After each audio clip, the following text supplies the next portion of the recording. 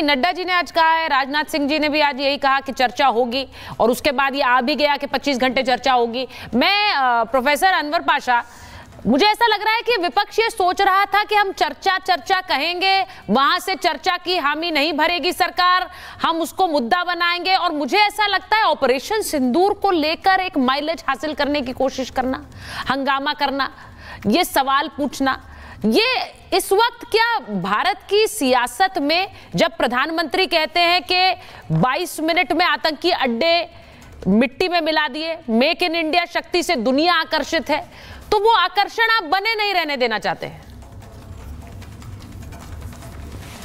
सुचरिता जी,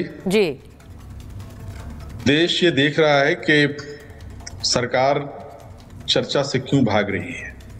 कहां भाग रही है सरकार? चर्चा क्यों नहीं करना चाहती है?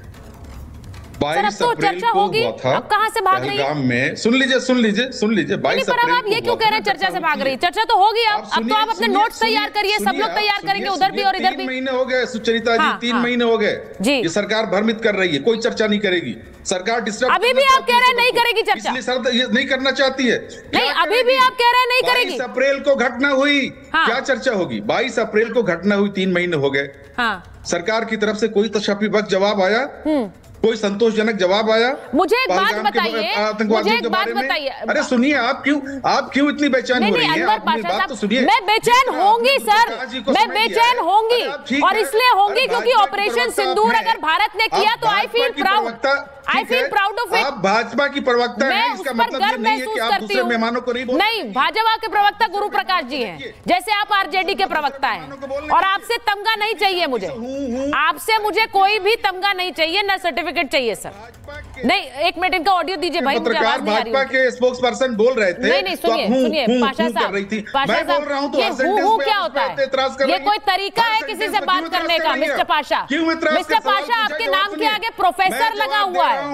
प्रोफेसर साहब, प्रोफेसर साहब, 3 महीने से ये सरकार चुप रही है। प्रोफेसर साहब, 3 महीने ये प्रोफेसर आपको तमगा ही दिया है, 3 महीने से सरकार बात करने का तरीका नहीं दिया क्या? चाहती है तो मत बोलने दीजिए पाशा साहब, बात करने का तरीका नहीं बोलने देना चाहती है, सरकार नहीं बोलने देना चाहती, संसद में आप नहीं बोलने देना चाहती। आप चिल्लाइए, और जोर से चिल्ला सकते हैं क्या सर? एजेंट के तौर पर काम सर, जरा और जोर से चिल्लाइए ना, आवाज नहीं आ रही, थोड़ा और जोर से चिल्लाइए, और अपोजिशन को, और जोर से सर, और जोर से। आप लोग नहीं बोलने देना चाहते अपोजिशन को। नहीं सर, और जोर से बोलिए सर, ये आपका चरित्र है। और मैं बोल रहा हूँ कि 3 महीने mister Pasha, let me make it very clear कि ये चरित्र पर बातें उठाने की आदत ना मेरी है, और ना ही मैं ऐसे मेहमानों को एंटरटेन करती हूँ जो इस तरह के इस स्तर पर उतरते हैं।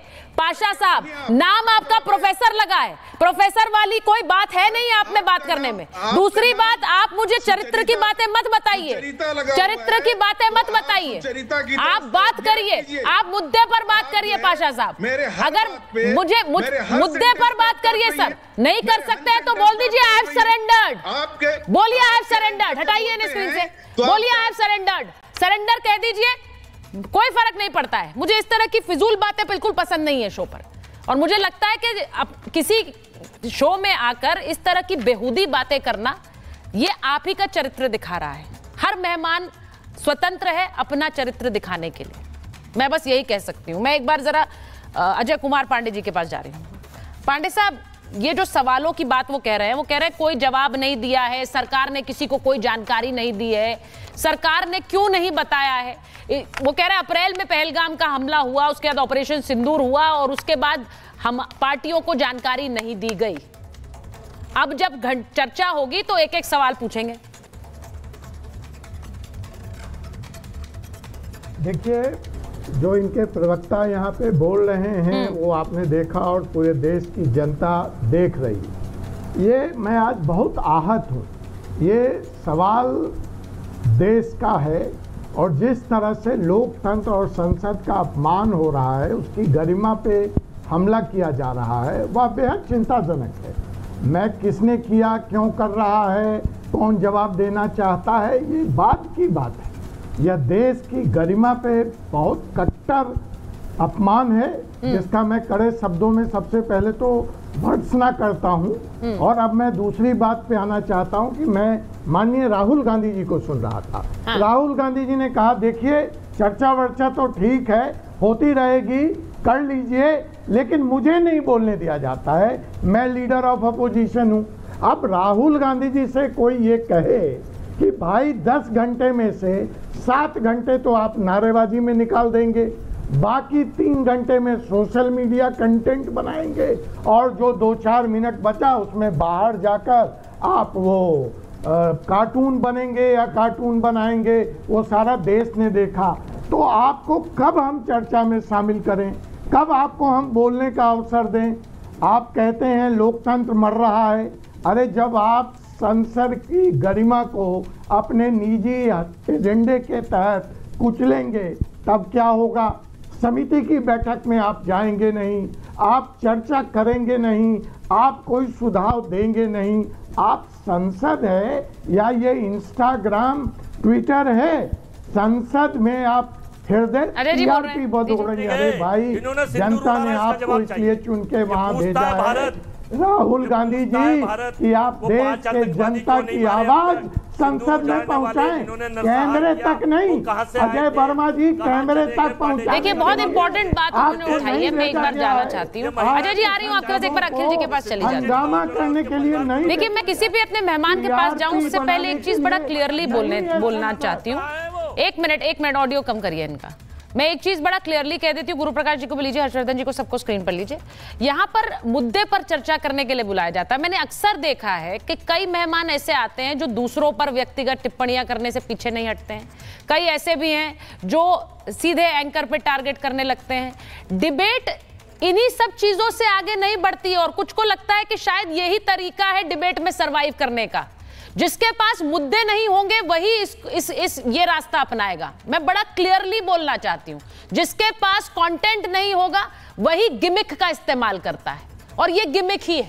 इसीलिए प्लीज आज अनुरोध कर रही हूं अपने मेहमानों से, मुद्दों पर बोलिए। आपके पास अगर तथ्य होंगे तो लोग सुनेंगे और आपको सुनने आएंगे डिबेट में। वरना ये सब बातें बनाना, यहाँ जलेबियां बनाना, ये सब डिबेट का हिस्सा बना दिया आप लोगों ने, ये बिल्कुल शोभा नहीं देता है। मैं एक बार अखिल जी के पास जा रही हूँ। अखिल जी, राहुल जी बोल रहे हैं मुझे बोलने नहीं दिया जाता है।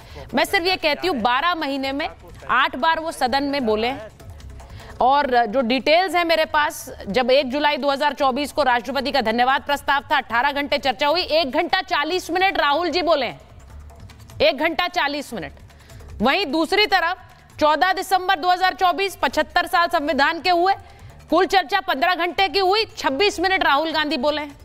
ये सब कुछ डेटा है सर। तो राहुल गांधी हमेशा बोलते हैं, क्यों बोलते हैं? मेरा माइक म्यूट कर रहे हैं, अब बोलिए, है 25 घंटे की चर्चा। देखिए सुचारिता जी, जब से देश आजाद हुआ है जी, तब से आज तक इतनी निकम्मी सरकार मैंने नहीं देखी। अच्छा, 26 लोगों की शहादत होती है, आतंकवादी आते हैं, पुलिस और आर्मी हटा ली जाती है, 26 लोगों को नृशंस रूप से मारा जाता है, 45 मिनट तक गोली चलाई जाती है, फिर वो भाग जाते हैं, उनको पकड़ नहीं पाते। इतनी निकम्मी सरकार